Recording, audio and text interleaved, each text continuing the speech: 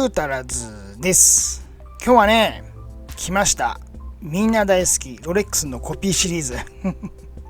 実はね、ちょっと修理頼まれたのがあってね、その他に結構なんていうのかな、ぶっ壊れたやつをね、集めてあったんですよ。それをね、シリーズ化っていうほどでもないですけど、ちょっと何台か壊れたのも集めてあったんで、それもね、シリーズとしてこのコピーっていうのをね、徹底分解してみようと思ったんです。でね、今回ね、これを直してくれって言われたのがね、このロレックスのコピー品だね、ターノグラフ、リューズが取れてて、それで日付がずれてるんですよ。そう。これをね、頼まれたんでね、これがいい機会だと思ってね、いろいろジャンク品、いろいろ集めたのがあったんで、それをね、何回かのシリーズに分けてお送りします。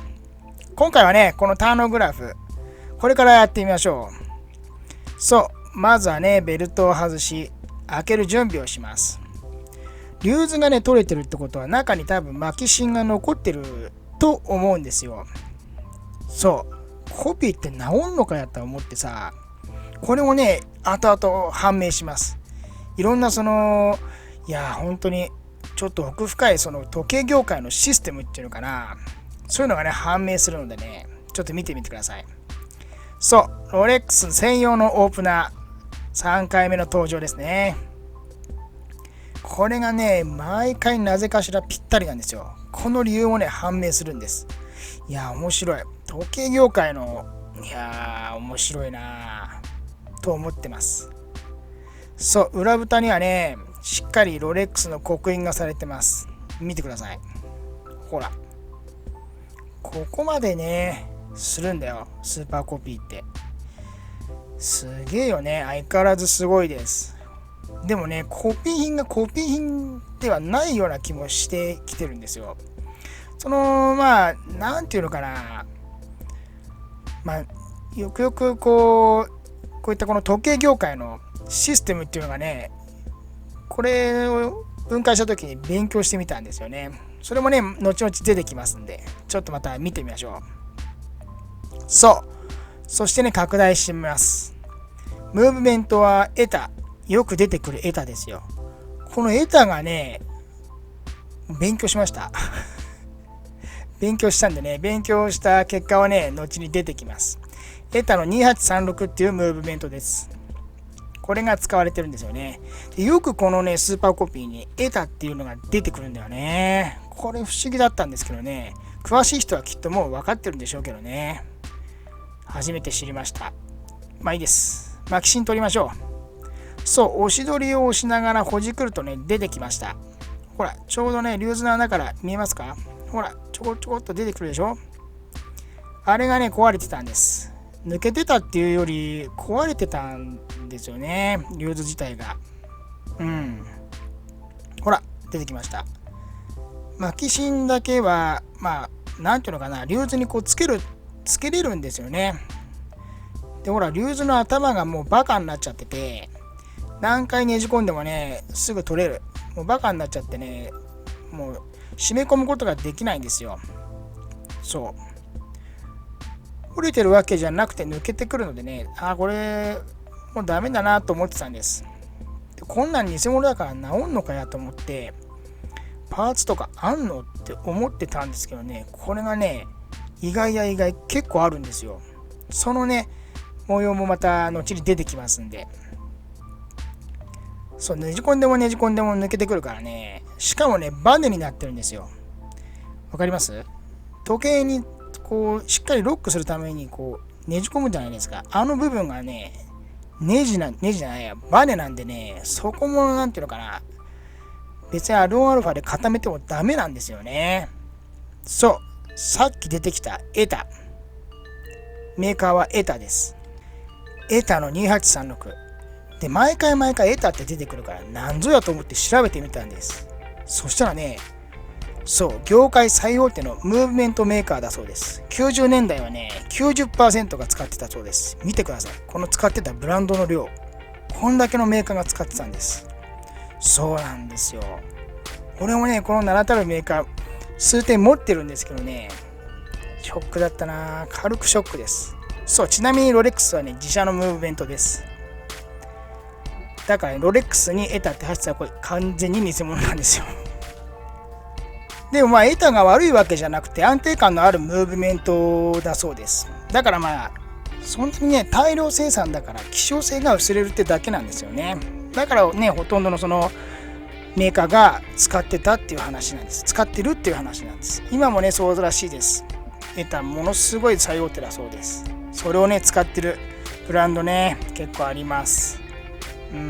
まあそんなことよりねその修理日付の修理やっていきましょう。話し込んじゃったけどね。そう日付がずれてます。こっから先はねもうコピー品の修理というよりこのエタのムーブメントの修理ですそういうことなんですよ。なので文字盤だけ偽物ってことなんだよね。だから別に本物でも偽物でもないただただエタの時計なんです。そういうことなんです。偽物って文字盤だけ変えてるんだよね。文字盤とまあそのケースなんかはいっぱい出てるみたいなんでね面白い。なんとも面白いです。そして簡単です。作り方は簡単。びっくりしました。まあそんなことよりまず文字盤外していきましょう。問題のコピーの文字盤だね。針抜きで針を抜いていきます。そうこの文字盤だけが偽物なんだよね。まあムーブメント自体はロレックスじゃないけどエタの時計なんですけどね文字盤がいけないってことなんですよ。中身は全然いけなくもなんともないんだよね。そういうことなんです。文字盤をただただこれに付け替えてるってだけなんだよね。これが他のブランドも使ってるっていうムーブメントですからね。だからこのコピー品がね結構いい時計ってことになるんですよ。いやーなかなか面白いです。本当に面白い。そしてねこの文字盤もすんなり外せます。そしてねなんかすでにねポロッと出てきたでしょ。これが多分ねずれてるんだと思うんですよ。ずれてる原因。こんなん初めてばらしてみますからねさっぱりわからないんです。でとりあえずこのカレンダー部分が原因なのでこのねカレンダーをね取りたかったんでね押さえてるストッパー的なやつをね外してみました。とりあえずです。よくわからないんでなんかねポロッと取れました。結構簡単に取れるんだと思ってさ。でねせっかくなんでいろいろとねいじってみます。でここを取ったとこリューズですね。リューズの部分時計を合わしたり日付を合わしたりあとはゼンマイ巻いたりする部分です。これもねじっくりねいじってみて分解してみました。ゼンマイが負けるシステムっていうのかな、それもね理解できました。こうなってんだってね本当に面白かったな。面白い。この一つ何かのパーツが欠けても動かなくなるんですよ。ものすごい繊細だけどね面白い。でねここはね関係ないと思ったんでね外します。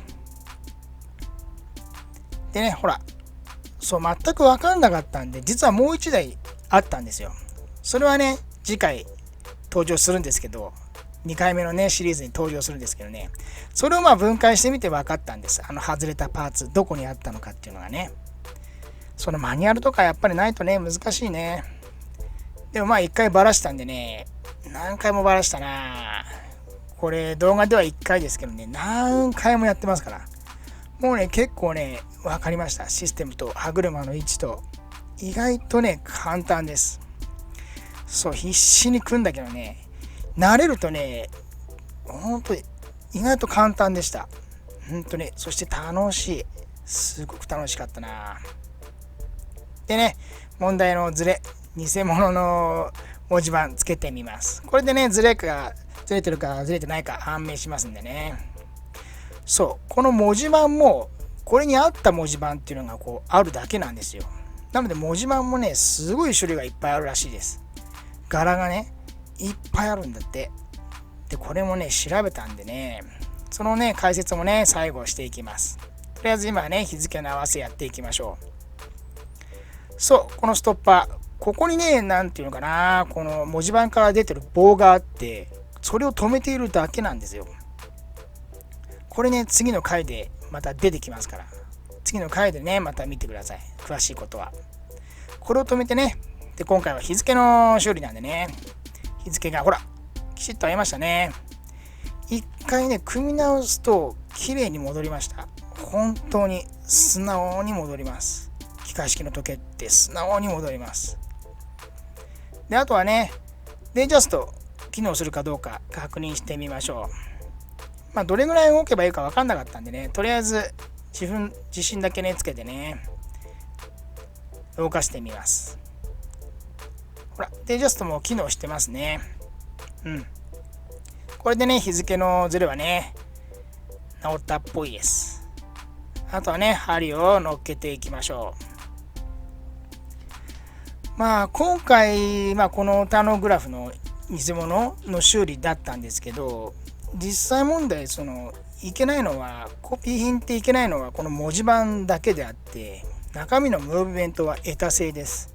エタってね呼ばれる名だたるブランドも使ってるムーブメントです。だからなんていうのかな、そんなにこの文字盤がダメないけないだけでね、でいろいろ調べてみたら売ってるんですよ。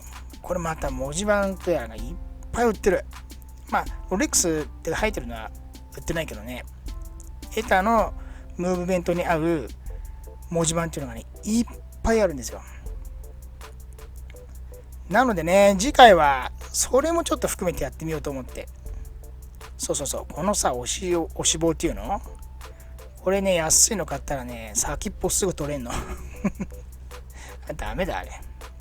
そんなことよりね、次回はね実は視聴者さんから教えてもらったアリエクスプレス調べてたんですよ。そしたらね文字盤がいっぱいあるんです。本当にいっぱいあったな。だからねこのロレックスの文字盤を外して違う文字盤をつけてねコピー品をやめようと思ったんです。そういう風なね企画、コピー品を脱するっていう企画をね次回からねやっていくんですけどね、リューズはねもう一台ばらしたのをね利用してます。それで動きの確認をしてるんですけどね、次もう一台ばらしたのはね出てきます。それもまたね面白かったな。基本構造はね全く同じなんですけどね、次出てくるのはね GMT なんですよ。 GMT 機構がついてるんです。いやー、機構はねその GMT ですけどね、中身は全く一緒ですから面白いな。本当にこのコピー品の業界がなんていうか、この時計業界全体のこのシステムと似てるんですよね。なんともこの複雑な世界のその時計のなんていうのかな、システムっていうのか、ちょっとねそういう風なシステムの動きを利用したってこともね次回からちょっとやっていきます。だからねやっぱりこういう風ななんていうのかな、自社製のムーブメントを使ってる時計をね買った方がやっぱ希少価値も出てきますからね。ロレックスもそうでしょ。だからセイコーなんかもそうでしょ。グランドセイコーとかね、やっぱりそうですよ。やはりなんていうのかな、このエタっていうムーブメントはスマホで言ったら Android みたいなもんなんですよね。でロレックスは言ってみたら iPhone みたいな感じかな。要は OS なんですよね。ムーブメントは分かりやすく言うと多分 OS なんだと思います。いろんな機種に Android が使われてるけど、その中に使われてるのが Android、 要はイコールムーブメント自体が得たということになるんですよね。そういう風な考え方だと思う。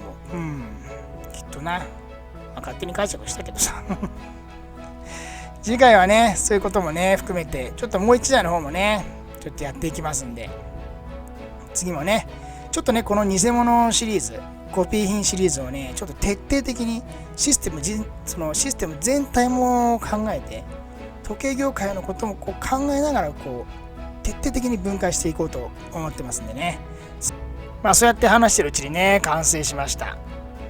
針もねきっちり動きます。秒針も動きますってことでね、これでこのタノグラフのコピーはね一回これでね完成ではないですけど、パーツ来るまでね、この感じです。このままほっといて、で本当にこれが治るのかどうか、そしてパーツが届くのかどうかっていうのもね、ちょっとね、来週だって、また次回のね、回でやっていきます。その時にね、このターノグラフの中身と、またぶっ壊れたもう一丁の中身と、そして安い、本当に安いコピー品とのその比較っていうのもね、次の回でやっていきますんでね。一回これターノグラフ組みましたけど、またバラバラになってますからそういうことになってますから。ってことでね、次回も楽しみにしててください。本日もご視聴ありがとうございました。